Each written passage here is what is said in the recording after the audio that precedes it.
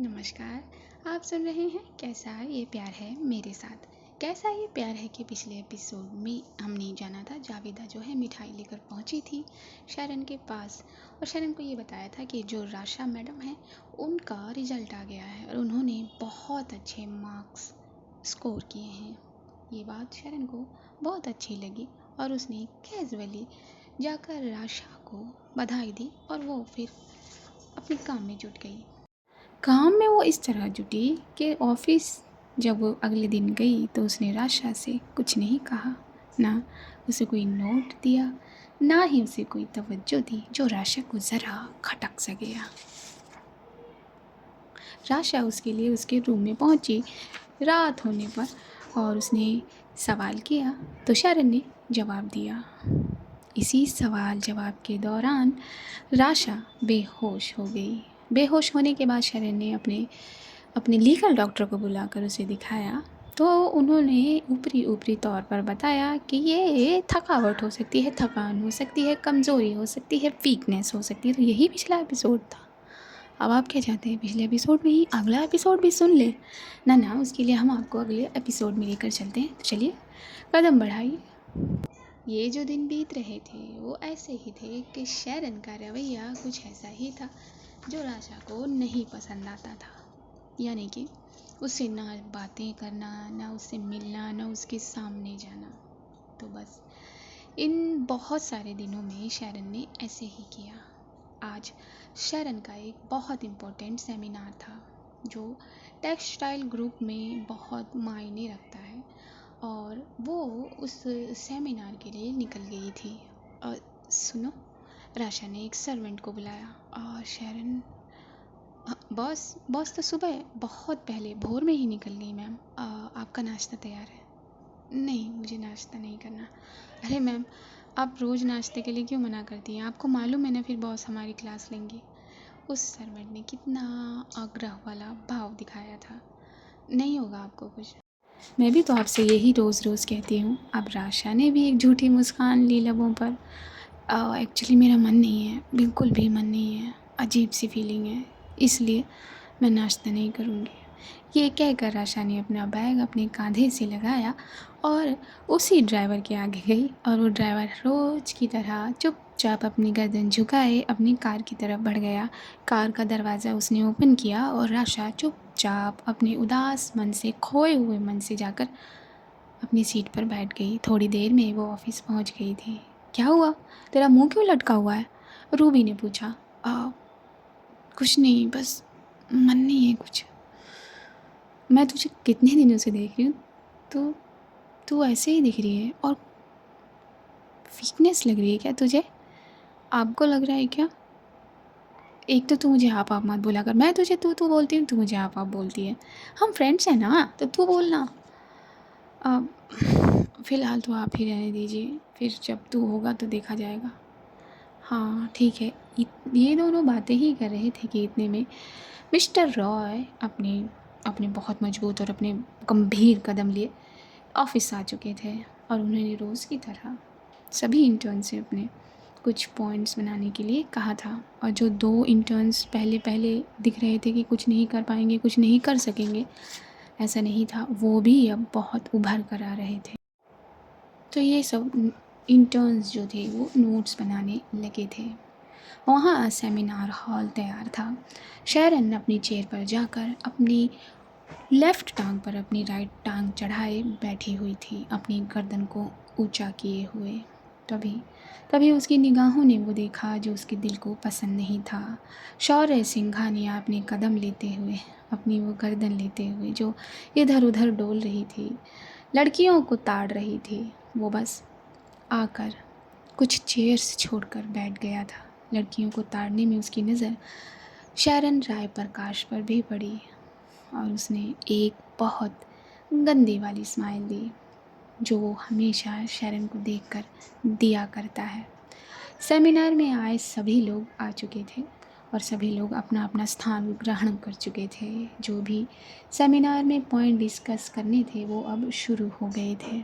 धीरे धीरे सभी पॉइंट डिस्कस हुए और जो लोग यहाँ बुज़ुर्ग थे, उम्र में भी और रुतबे में भी, उन्होंने शैरन को आज के सेमिनार में पॉइंट आउट किया, उसकी ग्रोथ को पॉइंट आउट किया, उसके काम करने के तरीके को पॉइंट आउट किया और उसकी तारीफ़ की, जिस पर शौर्य ने ज़रा अपनी भवें उड़ा सी दी। ये ये क्या काम करेगी, कुछ नहीं आता इसे। उसने इस तरीके के लफ्ज़ कहे, लेकिन बहुत धीरे, जो काफ़ी लोगों तक पहुँचे ही नहीं। बस उसके इर्द गिर्द वालों ने सुना, और इर्द गिर्द वालों की जो संगत है वो शायद ऐसी ही है, तो उन्होंने भी इसकी ये फपकी वाली स्माइल में अपनी स्माइल जोड़ दी थी। तो सही कह रहा है, ये क्या हमारे आगे टिकेगी। ओवर कॉन्फिडेंस की दुकान थे ये। सेमिनार में अब ज़रा ब्रेक हुआ था। खाने पर सब लोग मिले थे, काफ़ी लोग आकर शैरन से मिल रहे थे। तभी शौर्य सिंघानिया अपने इन दोस्त कम बिजनेस पार्टनर्स के साथ शैरन के टेबल के सामने आकर बैठ गया था। तो तुम्हें एंट्री कैसे मिल गई यहाँ? हाँ, अच्छा, तुम्हें क्या लगता है, कुछ सोर्स लगाया होगा तुमने? शौर्य ने यहाँ बदतमीज़ी से बात की। हाँ हाँ, और क्या, लड़कियों को आता ही क्या है। उसके जो बिज़नेस पार्टनर कह लीजिए, दोस्त कह लीजिए, उसके अल्फाज थे। हाँ, अच्छा, तो तुम्हारी मदर और तुम्हारी सिस्टर अगर होगी तो उन दोनों ने तुम्हें यही सिखाया? शैरन ने क्या जवाब दिया था उसका। और तुम मिस्टर शौर्य सिंघानिया, तुम मेरे आने और जाने की जो बात है वो अपनी ज़बान पर लाया भी मत करो। तुम मेरा आना जाना देख भी नहीं सकते कि मैं कहाँ जाती हूँ और कहाँ नहीं, समझे तुम? मैं वहाँ जाती हूँ जहाँ तुम अपने सपनों में भी नहीं सोच सकते। डेमो तो तुमने आज देखा ही होगा। शैरन की बात को वो भवें सिकोड़े सुन रहा था, और जो उसके दोस्त इर्द गिर्द बैठे हुए थे उन्होंने खाना ज़रा बंद कर दिया था। और तुम्हारे ये तुच्चे दोस्त और बिज़नेस पार्टनर, मैं तो इनके लिए मुझे बहुत बुरा लगता है कि किस तरह वो तुमसे जुड़ गए हैं। तुम वही इन्हें बता रहे हो जो तुम्हें सिखाया गया है। और रही बात मेरे यहाँ आने की, तो शौर्य सिंघानिया, मेरे लेवल पर आने के लिए तुम्हें दूसरा जन्म लेना होगा, समझे? हाँ, और अगर मेरी बात न समझ आई हो तो ज़रा घर जाकर आईने में देखना, अपने गिरेबान को खोलकर अपनी गर्दन झुकाकर उसमें झांकना। क्या किया है तुमने? जो किया है तुम्हारे बाप ने किया है ना? हाँ, चाँद जब मिलता नहीं है ना तो लोग नकली चाँद बनाना शुरू कर देते हैं, ये जाने बगैर, ये बूझे बगैर कि नकली चाँद आसमान पर नहीं आया करते।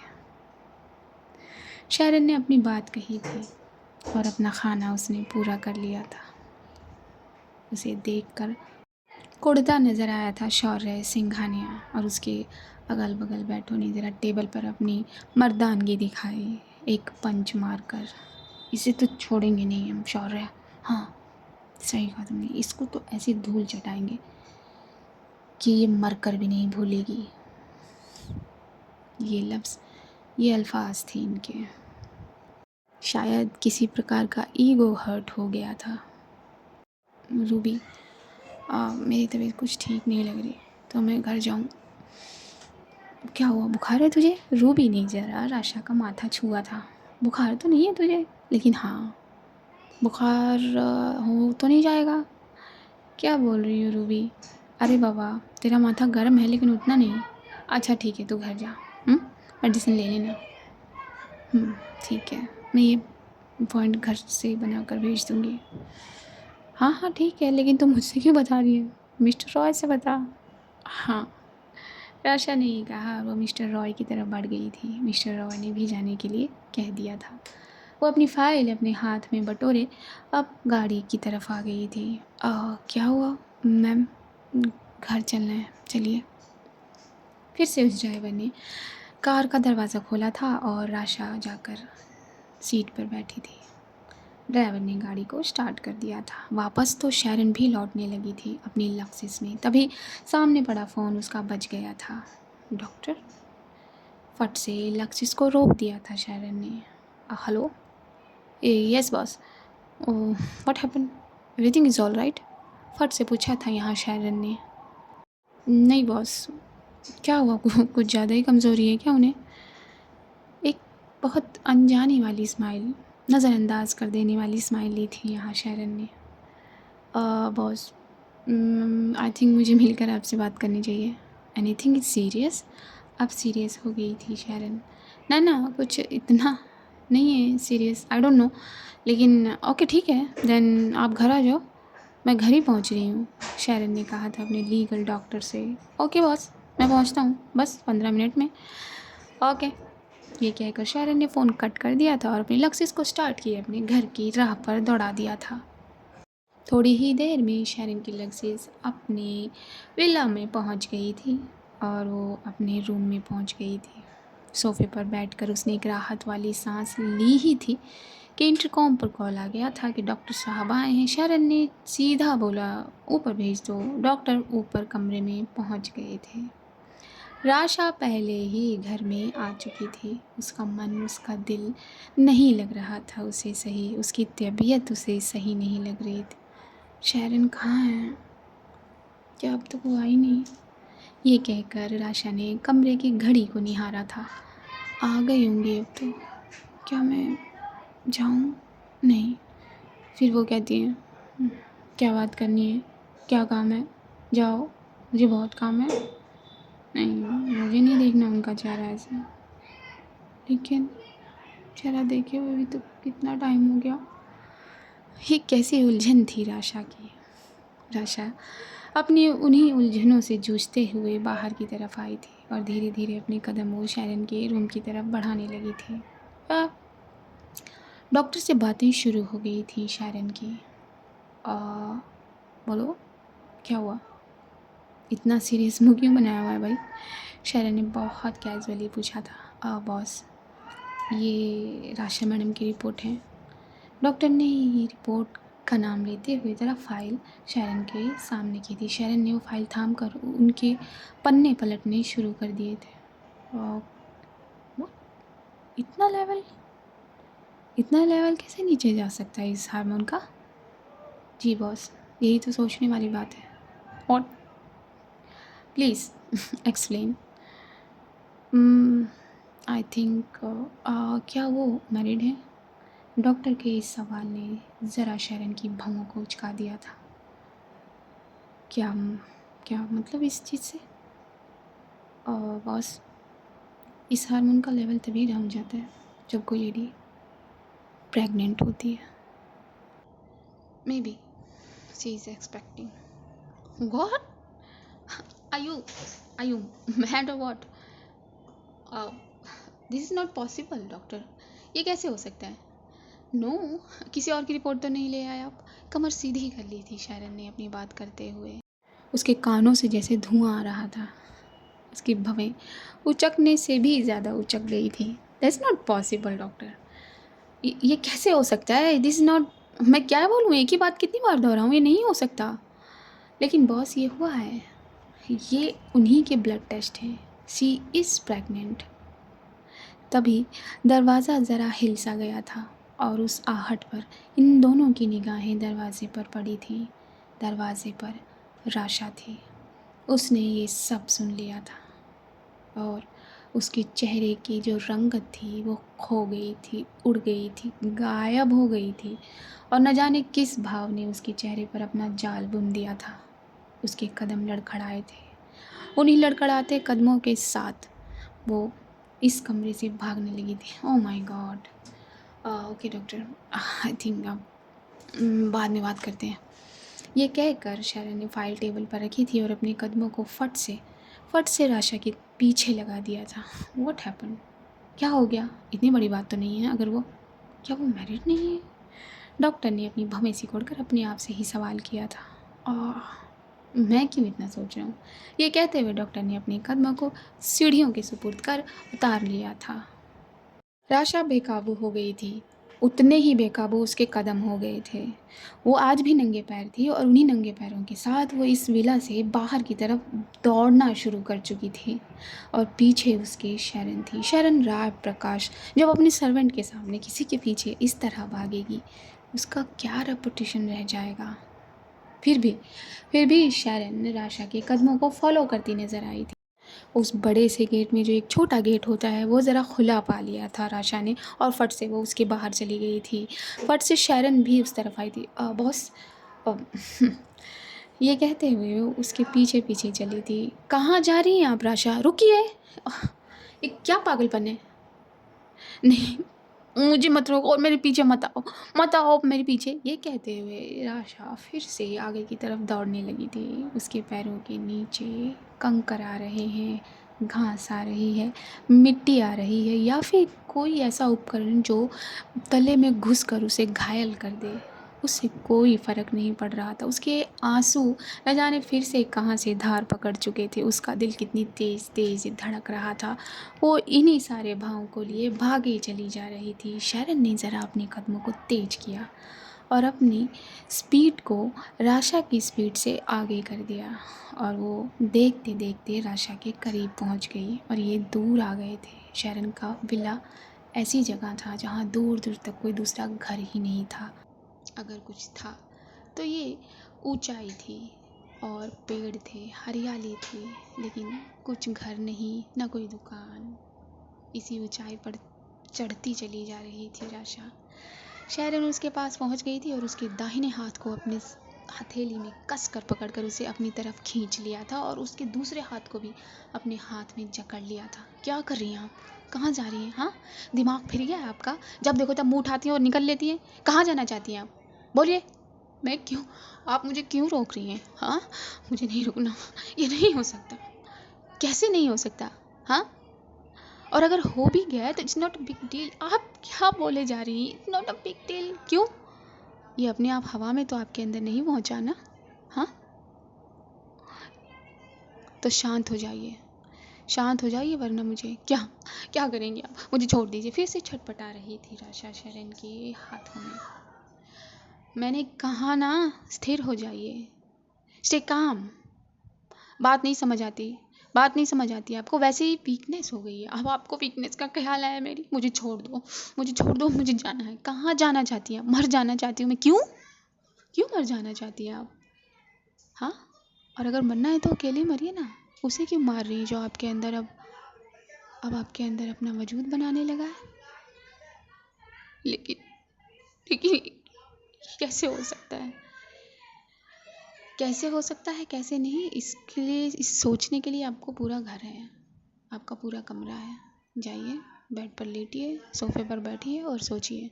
और खबरदार, खबरदार जो दोबारा ये कदम इस तरफ निकाले, ये पैर काट दूंगी मैं। आप, बहुत हुआ, चलिए, मुझे नहीं जाना। मैंने कहा चलिए, मैंने कहा ना, मुझे नहीं जाना। आप मुझसे ज़बरदस्ती नहीं कर सकती। मैं आपके साथ सब कुछ कर सकती हूँ, सब कुछ।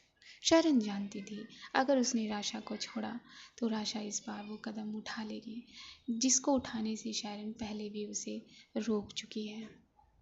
शरण ने ना इधर देखा ना उधर, बस राशा को अपनी बाहों में उठा लिया। वो उसकी बाहों में भी छटपटा रही थी। राशा, मैंने कहा ना, स्टे काम। आप खुद गिरेंगी और मुझे भी गिराएंगी। तो आपको किसने कहा है मुझे पकड़ने के लिए? मुझे छोड़ दो, मैं आपको नहीं छोड़ सकती। क्यों नहीं छोड़ सकती आप? ये बताने का वक्त मेरे पास नहीं है अभी। तो अपना मुंह बंद रखिए। अपनी इस बेचैनी को, अपने अंदर इस नए तूफान को ज़रा सा थामा था यहाँ राशा ने। और शरण उसे अपनी बाहों में उठाए अपनी विला की तरफ बढ़ी थी। धीरे धीरे पैदल वो पहुंच ही गई थी विला। फट से उस दरबार ने वो दरवाज़ा खोल दिया था और शरण राशा को लिए अंदर आई थी। सारे सर्वेंट उसे देख रहे थे। शरण राशा के कमरे में पहुंच गई थी और राशा को बेड पर लिटा दिया था। यहाँ बैठिए और आराम, मुझे आराम, मैं कुछ मत करिए, सिर्फ बैठिए। आराम नहीं करना आपको, मत करिए। लेकिन अगर यहाँ से हिली ना आप तो देख लीजिएगा। शरण ने ये कहकर अपने कदमों को दरवाजे की तरफ किया। क्या आप फिर जा रही हैं मुझे छोड़कर? ये सुनते ही शरण मुड़ी थी और उसने राशा को देखा था। राशा की निगाहें शरण पर ही थी। इन दोनों की निगाहों ने फिर से बांधा था एक दूसरे को, और इसी निगाह को थामते, बांधते, संभालते हुए शरण ने अपनी गर्दन को नाव में हिला दिया था, लेकिन अपने कदम उसने कमरे के बाहर कर दिए थे और एक लंबी सांस ली थी। क्या है ये? कैसे हो सकता है? ओह जावेदा बेगम, आपको आना पड़ेगा। शरण ने ये कहा था अपने माथे को रगड़ते हुए अपने कमरे में गई थी। वाह, मुझे तो बड़े बड़े लेक्चर दिए जा रहे थे उस दिन, और खुद देखो। लेकिन मैं नहीं मानती कि राशा, क्या उस लड़के ने ये तो जावेदा बेगम ही बताएंगी। जावेदा बेगम को फ़ोन कर दिया था शरण ने। उसे इतना तो नहीं बताया था, लेकिन हाँ तबीयत के बारे में बताया था, जिससे जावेदा क्या कहना ये था कि वो थोड़ी देर में पहुंचती है। शरण ने ना सवाल किया, ना जवाब दिया, ना ही उससे जल्दी आने को कहा। तो बस उसने फ़ोन कट कर दिया और खुद वो अपनी उस चेयर पर बैठ गई जो अप डाउन करती है, और अपने सर को ज़रा रगड़ने लगी थी। ये समझने, ये बूझने की कोशिश करने लगी थी कि राशा राशा राशा यही सवाल था उसका भी, जो आपके मन में है। तो आज के इस एपिसोड में इतना ही। अगला एपिसोड आए उसके लिए दुआ करिए। दुआ करने के साथ साथ चैनल को सब्सक्राइब कर लीजिए। सब्सक्राइब कर लिया है तो लाइक कर दीजिए, शेयर कर दीजिए, कमेंट कर दीजिए ना। मेरे चैनल पर नए हैं तो सब्सक्राइब कर लीजिए। मेरी आवाज़ को पहली बार सुन रहे हैं तो सब्सक्राइब कर लीजिए। सब्सक्राइब नहीं करेंगे? चलिए मत करिए, क्या ही कर सकते हैं हम, लेकिन वीडियो को, स्टोरी को दूर तक तो पहुंचा सकते हैं, तो पहुंचा दीजिए। और मैं क्या कहूँ आपसे, ना स्किप मत करिए। सी यू अदर साइड। नमस्कार।